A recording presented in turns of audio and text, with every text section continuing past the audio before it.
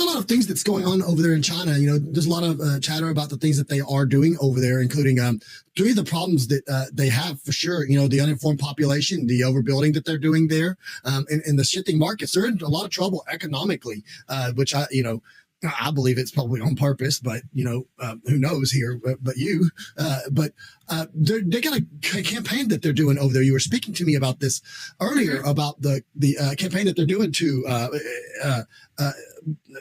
what was it? It was the gosh, my mind is blanking. Anti-corruption. Yeah, anti-corruption campaign. So the anti-corruption campaign over there. Tell us a little bit about what they're doing with that and how it's affecting things there in China.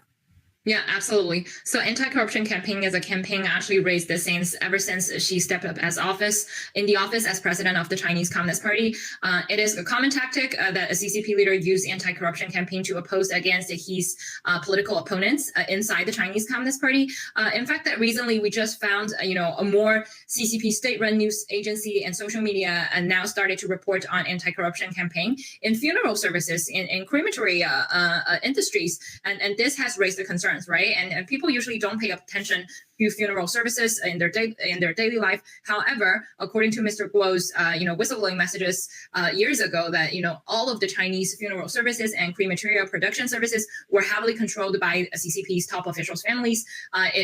Their profits have been largely connected with the former Vice Premier Wang Qishan. So we did see a signal of the anti-corruption campaign now are pointing out even to former Chinese Communist Party leaders as well.